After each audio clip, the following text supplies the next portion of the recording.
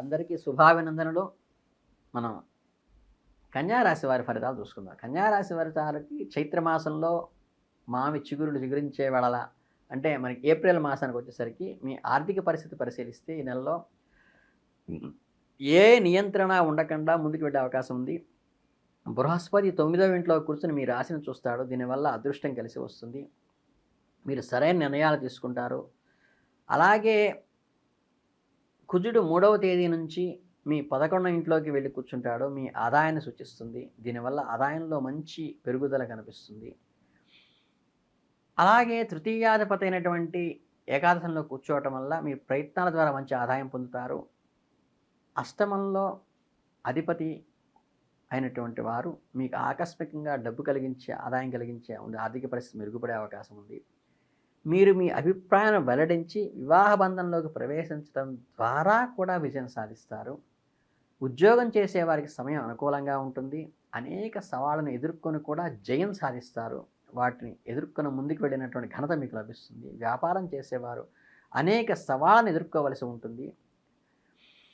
అలాగే ఒకటి కంటే ఎక్కువ మంది వ్యాపార భాగస్వాములతో గొడవ పడకుండా అందరితో కలిసి కూర్చొని ప్రేమపూర్వకంగా చర్చించండి. తద్వారా వ్యాపారాన్ని ముందుకు తీసుకెళ్ళడానికి ఉపయోగపడుతుంది. నెల ప్రారంభం నుండి మీరు ప్రయాణం చేయవలసి రావచ్చు.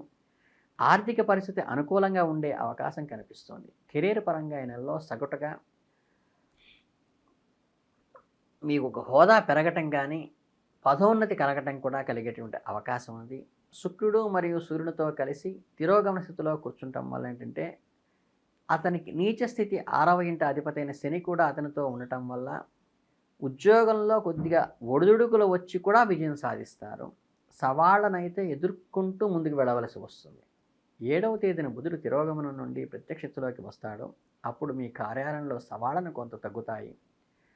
అలాగే మీ కార్యాలయంలో మంచి విజయాలను చవి చూడటానికైతే అవకాశం ఉంది. వ్యాపారం చేసేవారికి నెలలో సమస్యలతో నిండి ఉంటుంది. 5 గ్రహాలు ఒకేసారి 7వ ఇంట్లో కూర్చొని మీ వ్యాపార భాగస్వామితో కానీ మీ జీవిత భాగస్వాములతో కానీ అంటే సప్తమ స్థానంలో స్పౌస్ వల్ల కానీ బిజినెస్ పార్ట్నర్ వల్ల కానీ అనుకూలంగా ఉంటుంది. అందరితో మంచిగా వ్యవహరించండి.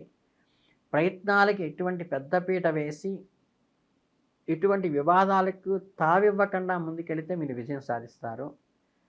ఆరోగ్యపరంగా కొంచెం బలహీనంగా ఉండే అవకాశం ఉంది. మొత్తం మీద రాశిలో కేతు ఉంటాడు కాబట్టి 7వ ఇంట్లో సూర్యుడు, శని, బుధుడు, శుక్రుడు మరియు రాహులతో 5 గ్రహాలతో నెల ప్రారంభమవుతుంది. మీ ఆరోగ్య సమస్య కొంతవరకు ఇది ప్రభావితం చేస్తుంది. 14వ తేదీ నుండి 8వ ఇంట్లోకి సూర్యుడు సంచరించడం వల్ల మీ వ్యాధుల నుండి విముక్తి కలిగించడంలో సహాయపడుతుంది. అప్పటి వరకు మీరు జాగ్రత్తగా ఉండాలి. ఎందుకంటే మీ రాశిపై కుజుడు పూర్తి దృష్టి ఆరోగ్యాన్ని ప్రభావితం చేస్తుంది. అయితే దేవగురువైన బృహస్పతి నెల మొత్తం మీ రాశిలో చూస్తూ దాన్ని మెరుగుపరచడానికి ప్రయత్నిస్తాడు. గురు అనుగ్రహం ఉంటే అనుగ్రహాలు ఆటోమేటిక్గా అనుకూలంగానే ఉంటాయి. అలాగే మిమ్మల్ని బలంగా చేయడానికి వ్యాయామం చేయటము, ఆరోగ్యాన్ని కాపాడుకోవటము చేసుకోండి. తలనొప్పి, జ్వరము లాంటివి వచ్చే అవకాశాలు మీకు ఉన్నాయి. ఈ చిన్న చిన్న అనారోగ్యాలు తప్పితే వైద్యుడిని సంప్రదించవలసిన అవసరం లేకుండానే మీరు నివారించుకోవచ్చు. కనుక మీరు కంగారు పడాల్సింది. ప్రేమ సంబంధంలో ఉంటే ఈ నెలలో మిశ్రమ ఫలితాలను ఇస్తుంది. 5వ ఇంటి అధిపతి అయిన శని 7వ ఇంట్లో కూర్చుని ప్రేమ వ్యవహారానికి బలమైన సృష్టిస్తున్నాడు. కాబట్టి మీ వివాహం ఖరారు చేసుకోవచ్చు. ప్రేమ వివాహం కూడా విజయం సాధిస్తుంది. మీ జీవితంలో విజయం సాధించడంలో శని, సూర్యుడు, బుధుడు, రాహు మరియు శుక్రుడు కలిసి మీకు దోహదపడుతున్నారు. మధ్య మధ్యలో మీ ప్రయాణ వారికి కొన్ని శారీరక సమస్యలు వస్తాయి. జీవితంలో కొన్ని సవాళ్ళు రావచ్చు. మీ సంబంధంలో బంధాల్లో గొడవలు, చిన్న చిన్న స్పర్ధలు దారితీయడానికి అవకాశం ఉంది. కాబట్టి దాన్ని సవాలుగా స్వీకరించండి. సంయమనం పాటించి మీరు సమయస్ఫూర్తితో మనసు విప్పి మాట్లాడుకోవటం వల్ల దాని నుంచి జయం పొందవచ్చు.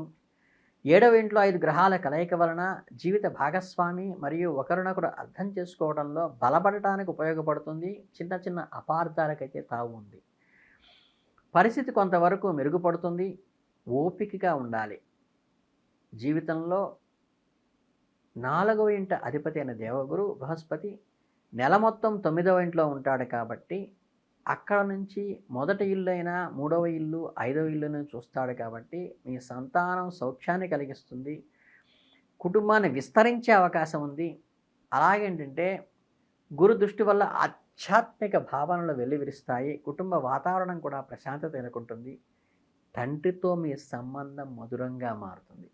తల్లి ఆరోగ్యం కూడా మెరుగవుతుంది. దీనివలన కొంత ఉపశమనం పొందుతారు. రెండవ ఇంటి అధిపైన శుక్రుడు 7వ ఇంట్లో కూర్చుని ఉంటాడు కాబట్టి కుటుంబ స్థానంలో సంతోషాలు, భోగాలు కలగటానికి ఆస్కారం ఉంది. అలాగే ఈ చైత్ర పౌర్ణమి తర్వాత సింహరాశి వారికి పరిస్థితులు చాలా అనుకూలంగా ఉంటాయి. అంటే ఏప్రిల్ 12 తర్వాత మీరు ప్రారంభించిన పనులు సకాలంలో పూర్తి చేయగలుగుతారు. మీ సమయ నిర్వహణ నైపుణ్యాన్ని సూచిస్తుంది. అనుకున్న పనులన్నీ సకాలంలో పూర్తి చేస్తారు. కుటుంబ సభ్యుల సహాయ సహకారాలు అందుతాయి. మీకు మానసిక బలాన్ని అందిస్తుంది. మీ కుటుంబ సభ్యుల మద్దతు ఉంటుంది. ఆరోగ్యం విషయంలో కొద్దిగా జాగ్రత్త వహిస్తే సరిపోతుంది. వృత్తి ఉద్యోగాల్లో ఉన్నతమైన పదవులే పొందుతారు. మీ కెరీర్లో పురోభివృద్ధి ఉంటుంది. మీ ప్రతిభకు గుర్తింపు ఉంటుంది. ప్రమోషన్లు వచ్చే అవకాశం కూడా ఉంటుంది. ఇక సంతానం విద్య విషయాల్లో నూతన అవకాశాలు వస్తాయి. కొత్త కొత్త ఆపర్చునిటీలు, కొత్త కొత్త ఇన్నోవేటివ్గా మీరు సృష్టించుకోగలుగుతారు. కొంచెం కష్టసాధ్యమైన మీరు అనుకున్నటువంటి అచీవ్మెంట్ని పొందే అవకాశం ఉంది కాబట్టి దానికి మీ ఎఫర్ట్ తగ్గకుండా చూసుకోండి. వృత్తి వ్యాపారాల్లో మార్పు అనుకూలంగా సాగుతాయి. మీ వ్యాపారంలో వృద్ధి సూచిస్తుంది. నూతన పరిచయాల వల్ల కొత్త పనులు ప్రారంభిస్తారు. వ్యాపార విస్తరణకు వారు ఉపయోగపడతారు. కనుక ఏంటంటే మీ ఆస్తుల విలువ పెరిగే అవకాశం సూచిస్తోంది. కోర్టు తీర్పులు కూడా మీకు అనుకూలంగా వస్తాయి. మీకు న్యాయపరంగా ఉండే చిక్కులు తొలగిపోతాయి. అలాగే ఆకస్మిక ధనలాభం, అన్ఎక్స్పెక్టెడ్ ఎర్నింగ్ కూడా వస్తుంది. మీకు ఆర్థికంగా ఊహించిన ఈ లాభాన్ని పొదుపు చేసుకోవడానికంటే సేవింగ్ చేసుకోవడం ఉపయోగించండి. గృహం కొనుగోలు చేసే అవకాశం వస్తుంది. అలాగే అది ఎప్పటి నుంచో పెండింగ్తో ఉంటే మీ సొంతం అవుతుంది ఇల్లు. అలాగే నెల చివరిలో కొన్ని సమస్యలు ఎదురైనప్పటికీ, బంధుమిత్రులతో విభేదాలు ఏర్పడినప్పటికీ ఆ బంధాలను ఒడిదుడుకులు ఎదుర్కొంటూ సామరస్యంగా వాటిని పరిష్కరించుకోవటం వల్ల మీరు ముందుకు వెళ్ళాల్సిన పరిస్థితి ఏర్పడుతుంది. ప్రయాణాల్లో సమస్యలు ఎదురయ్యే అవకాశం ఉంది కాబట్టి జాగ్రత్త వహించండి.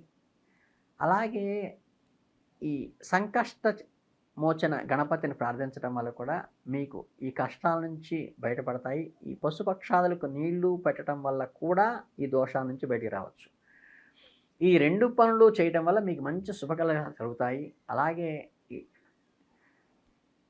నెల చివరలో కొద్దిగా సవాళ్ళు ఎదుర్కొన్నప్పటికీ అధిగమించేందుకు సిద్ధంగా ఉంటారు. ఈ కన్యా రాశి వారందరికీ కూడా మనస్ఫూర్తిగా శుభాభినందనలు తెలియజేస్తున్నాను. ఈ సంకష్ట నివారణ, సంకష్టహర చతుర్థి చేసుకోవటం మీకు చాలా అద్భుతంగా పనిచేస్తుంది.